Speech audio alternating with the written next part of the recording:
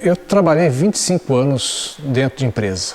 Eu fui executivo, trabalhei com áreas de marketing, planejamento estratégico e tal, procurei fazer grandes coisas dentro da empresa, dentro do modelo tradicional de como todo mundo que sai, forma na escola, fui uma engenharia para fazer esse tipo de coisa. Dentro da minha trajetória, dentro de empresa, eu sempre fui um inconformado, seria aquela pessoa que sempre teve a nota baixa, vamos falar assim, dos administradores. Porque eu sempre tive um nível de rebeldia, vamos falar assim, saudável, de questionamento. Eu, uma pessoa que sempre questionou o que era feito, o que era proposto, a empresa propunha um planejamento, eu questionava, queria fazer um planejamento alternativo, juntava pessoas para tentar melhorar aquilo que o administrador, o diretor, o presidente trouxe. Isso, obviamente, eu não fiquei bem visto nas empresas e acabei perdendo emprego em várias delas por esse tipo de motivo. Isso, ao longo do tempo, foi me causando um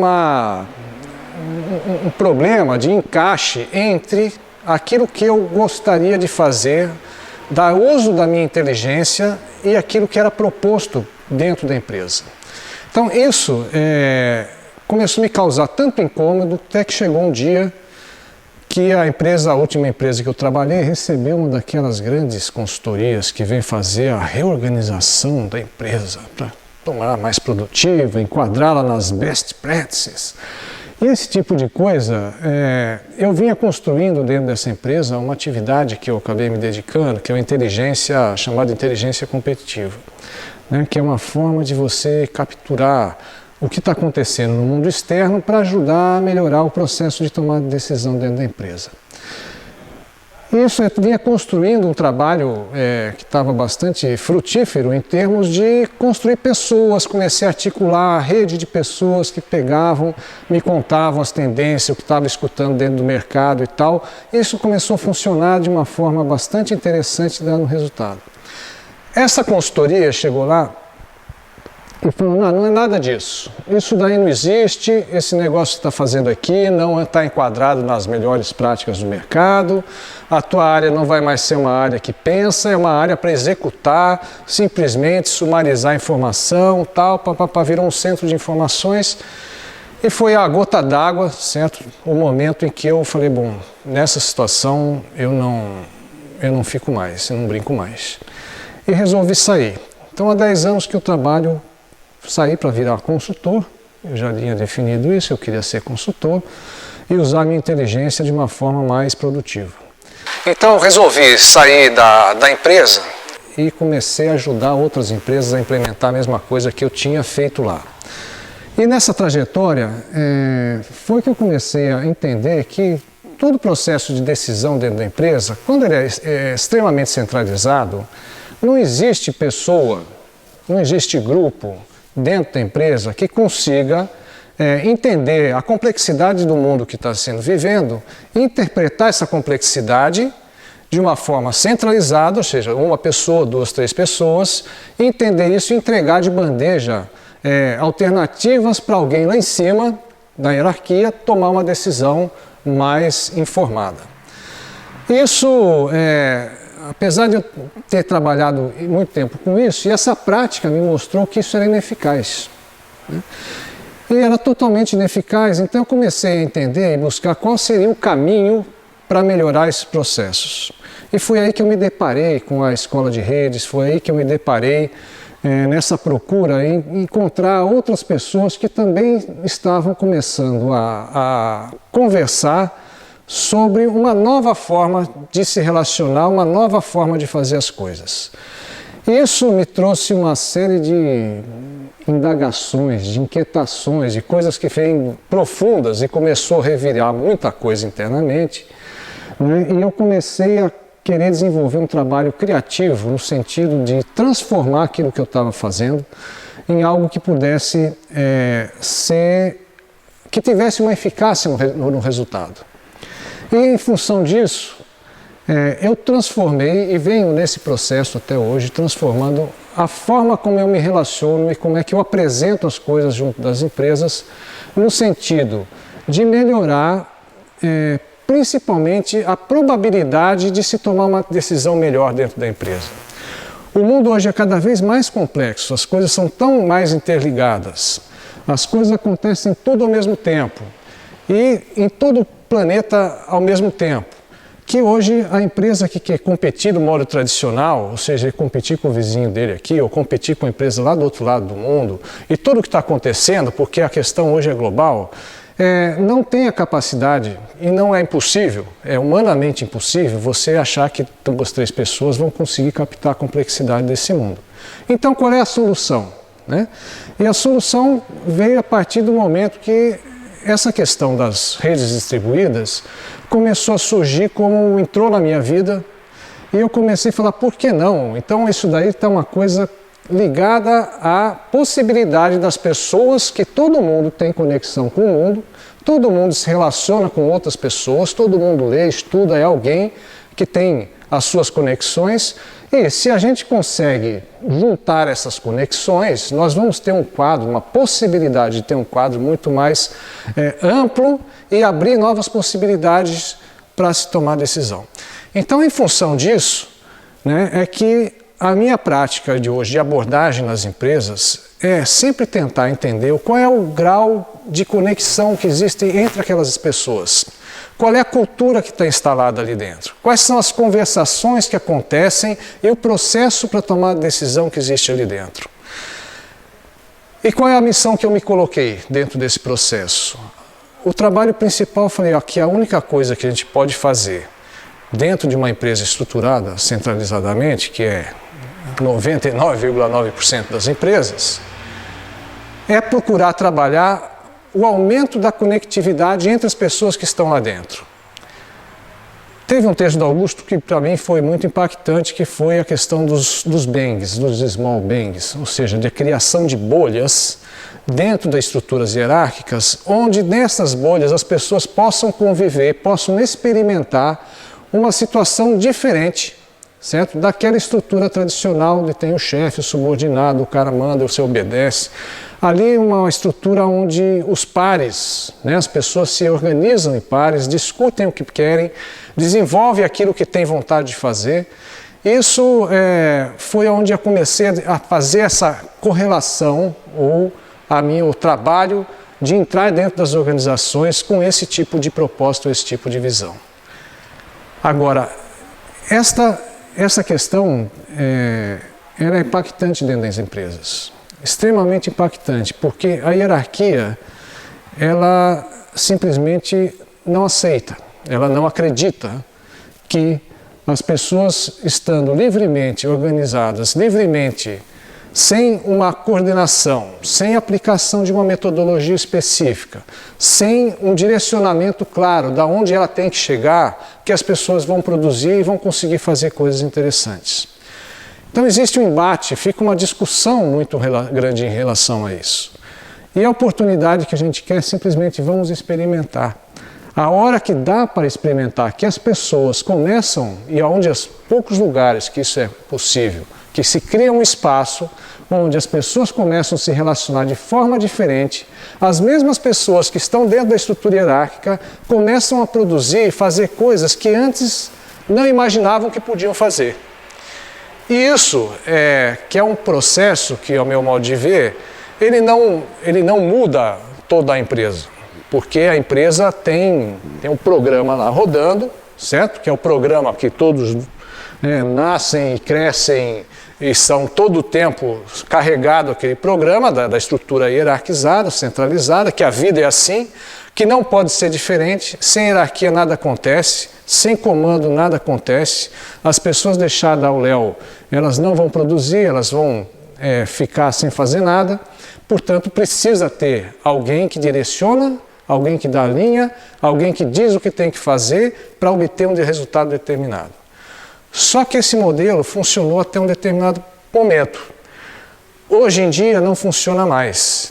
E as empresas estão percebendo que esse modelo é insuficiente para aquilo que é a grande questão que hoje toda empresa fala, que é a questão da inovação. Certo? Todo mundo fala que tem que inovar. Para sobreviver, precisa inovar. Só que como é que o cara quer inovar? Ele acha que inovar é criar mais um departamento dentro da empresa. Então ele abre um departamento, que ele contrata lá meia dúzia de doutores, certo? Põe lá dentro e agora vocês têm aí um mês para sair com um novo produto, com uma nova ideia que vai salvar a nossa empresa, que vai ser aquilo que vai dar o ganha-pão do futuro da empresa. E obviamente as coisas, o processo, quando você entra na inovação, nós estamos falando do processo de criação, um processo criativo.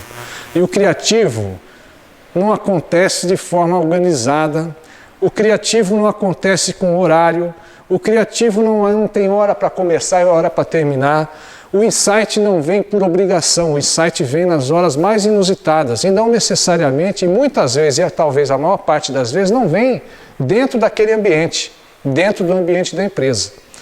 Então muitas vezes a empresa quer criar uma área de inovação, mas ela põe fora, em outro prédio, porque ali não dá, contamina. Mas mesmo assim, ele fica sob as ordens do comando dentro da empresa. E esse processo, que é ilusório, certo? Que as pessoas, os hierarcas, né, os diretores e presidentes, acham que isso daí é um caminho, ele tem se mostrado insuficiente. Por isso que o discurso que a gente vem apresentando, que a gente vem trazendo, certo? De uma outra forma, que acreditar que todas as pessoas são criativas, de acreditar, né, que as pessoas, quando estão juntas dentro de uma conversação sadia, elas conseguem produzir coisas diferentes e com muito mais relevância do que 2, 3, 4, 5, 10, 20 sábios reunidos dentro de uma sala fechada, trancados, impermeáveis àquilo que está acontecendo ao mundo. Quanto mais aberta, se o cara quer ter inovação, quanto mais aberta for para o mundo, maior possibilidade ele tem de criar. Quanto mais as fronteiras da empresa se tornam permeáveis, quanto mais as pessoas entendem que a empresa não é um ser isolado, ela vive e sobrevive dentro de um ecossistema formado pelos seus clientes, fornecedores, parceiros, o governo. É um ecossistema, as pessoas, a comunidade, os consumidores, é o que dá sustentação naquela empresa. Se a empresa quer mudar, quer criar, se ela possivelmente conseguir perceber que a riqueza não está no fechamento, mas está na abertura, está na integração com o que ela tem em volta, isso vai criar o ambiente propício, certo? Para ela sim ser inovadora, para ela criar coisas diferentes, a partir daquelas conversações que vão ser geradas com o seu próprio ecossistema, que são todos aqueles chamados stakeholders, certo? Que têm interesse que aquilo lá, que aquele produto, aquele serviço que aquela empresa forneça, se reverta em benefício de alguém, que vai cumprir alguma missão social, alguma missão para as pessoas que compram o produto, que consomem o serviço, enfim.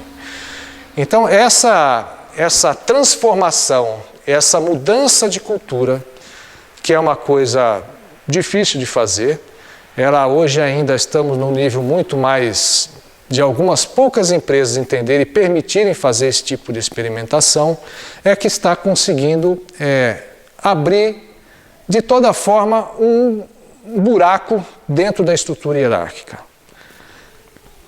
Quem passa por isso, quem vive um processo de cocriação dentro de uma empresa, quem passa por processos desse nível, eu realmente acredito, por depoimento pelas pessoas, que elas não retornam ao caminho original. Ela pode até se enquadrar novamente, porque o programa que está rodando dentro da empresa ele é muito forte.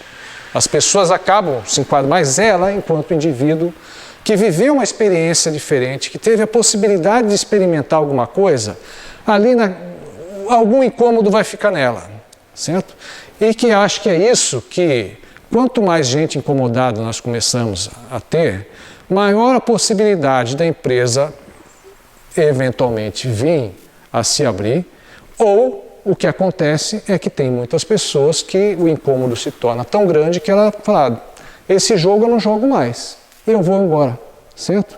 Então por isso tem muitas pessoas saindo das empresas, porque incomoda, porque aquela estrutura ela não pode ser ela aqui dentro, as pessoas falam, né? Dentro da empresa, você tem todo mundo que entra, ele passa por um chamado processo de integração. O que é o processo de integração? É a lavagem cerebral que tem que fazer para o cara aceitar os cânones, certo? Você ganha lá um monte de manual, que são os procedimentos, são as regras, são aquilo que você tem que se comportar, regras de comportamento que você tem que ter para estar naquele ambiente. Ou seja, você está carregando mais um programa, certo? Específico dentro daquela empresa, dentro da estrutura que já vem, que você traz de fora. Então, as pessoas que começam a se incomodar, a perceber que aquilo não é, de fato, a resposta que ela está procurando, elas começam a sair. E começam a procurar novas perspectivas, certo? Ou querem empreender, porque lá dentro a empresa, apesar de ter o discurso e quer empreendedorismo, eu quero pessoas empreendedoras, ela não cria a menor condição para as pessoas serem empreendedoras. Ao contrário, estabelece tantas regras e tantos procedimentos para que as pessoas consigam reproduzir aquilo que já vem sendo feito, que é o cara que de fato acha que pode criar, ela vai se decepcionar muito rapidamente. Porque essa estrutura que está constituída das empresas, ela vem lá desde o século, no começo da Revolução Industrial, mais no século XX, que é uma estrutura para produção em massa. Certo? O que é produção em massa? É estirar a variabilidade. Produção em massa você tem que produzir a mesma coisa, com a mesma qualidade, do mesmo jeitinho, tudo igual a centenas de milhares e milhões de produtos iguaizinhos. Então não pode ter variabilidade. Você tem que ter um procedimento exato, perfeito, para a garantia da qualidade, que vê os movimentos de qualidade e tal, para que isso fosse possível de acontecer. Só que hoje nós estamos à porta de uma revolução. A produção hoje tende a ser descentralizada. Impressão 3D, coisas novas que estão aparecendo nos métodos produtivos que permitem descentralizar, que não precisa ter uma fábrica enorme, uma linha de produção enorme para fazer as coisas. A produção pode ser descentralizada. Então, aquela estrutura que foi criada para reproduzir exatamente igual tudo que foi feito anteriormente, ela se torna obsoleta. E cada vez com o passar do tempo vai se tornar mais obsoleta ainda.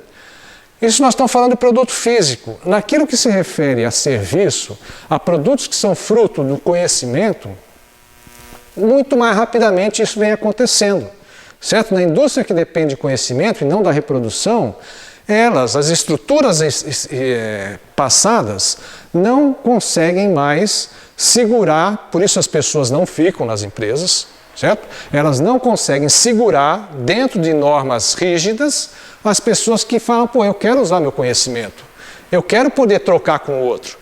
A empresa fala, não, aqui você não pode trocar, aqui você não pode acessar a rede social, os teus amigos que você tem lá fora, você conversa fora da empresa, aqui na empresa não, você vai ficar batendo papo com o cara, porque isso daí não é trabalho, certo? O trabalho é estar aqui das 8 às 18, fazendo isso que eu estou te mandando fazer.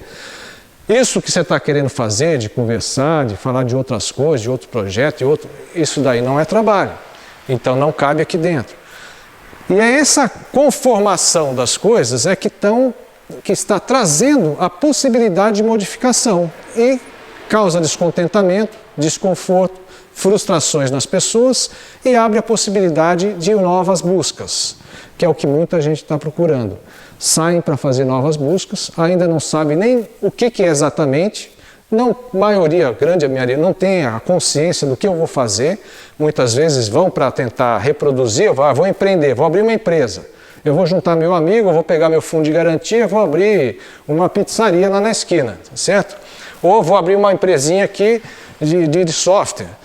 Porém, muitas vezes, a maior parte, tenta reproduzir o mesmo sistema que ele acha que ele vai se dar bem, mas agora eu sou o chefe, certo? Eu não sou mais o subordinado, mas eu sou o chefe. E às vezes não porque ela queira fazer isso conscientemente, porque ela não vê outro caminho de fazer as coisas, porque tudo que ela viu e todo mundo que se deu bem, né, se deu bem por esse caminho. O cara ficou rico, né, que a riqueza material, dinheiro, ainda é uma coisa, é uma das medidas importantes de sucesso, que é valorizado pela sociedade. O cara que tem grana, que é um cara que ascendeu, ganhou um grande posto, esse cara é um cara reconhecido, todo mundo fala, se espelha, quer ser como ele, é o exemplo, certo? Que são pouquíssimos que conseguem fazer isso, porém criam a ilusão de que nós vivemos numa sociedade que é todo mundo tem a mesma chance, todo mundo, se você fizer esforço, você vai chegar lá. Então os caras, as pessoas que saem mesmo incomodadas, elas ainda não veem um outro caminho, tentam reproduzir o caminho que aprenderam, que a sociedade atual aponta como sendo o mais legítimo. Que eu acho que é aí que entra o papel de pessoas, da escola de rede, pessoas como nós aqui, que estamos buscando novos caminhos, de como construir esse novo mundo. Certo? Que é um mundo que ainda está aberto para ser construído. Ele não existe, mas existem o antivírus, né, de pessoas, e cada vez mais está aumentando o número de pessoas que estão procurando alternativas. Que eu acho que é isso, certo, que está causando e que tem condições de ter um adensamento, de ter um agrupamento de pessoas que estão com as mesmas preocupações e que em rodas de conversação, de interação, que hoje a tecnologia permite, presencial e virtualmente, começam a vislumbrar novas possibilidades de criar coisas, de fazer coisas em conjunto, sem ter o mesmo peso, porque é um peso carregar a estrutura, é um peso ter que carregar, você ter que mostrar que tem sucesso. Para as pessoas isso é um peso enorme, porque é a causa de muitas das frustrações, é causa dos desgostos, é causa de ansiedades e depressão, e o mundo nunca teve tanto depressivo como hoje, certo? Nunca teve tanta gente ansiosa como hoje, tanto que a venda de ansiolíticos e tal explodiu, né, dos Prozac da vida, porque as pessoas se tornam infelizes, porque querem chegar lá, não conseguem chegar, porque é para poucos, e caem em depressão. Se acham fracassados, se acham uma pessoa desvalorizada, se autodesvalorizam, enfim, começa a entrar ladeira abaixo. Só que a escala de valor, ela tende a mudar. E a escala de valor de você começar a valorizar as pessoas pelas competências, pelo que ela é que está emergindo. Então, esta nova sociedade, esse novo mundo que a gente começa a vislumbrar, a construir juntos, né, é uma possibilidade que eu, de fato, acredito concreta, porque a gente está vendo manifestações dela todo dia, né, e é um caminho praticamente sem volta, certo? A hora que vai para esse caminho não volta mais para a hierarquia, não consegue mais voltar para a hierarquia.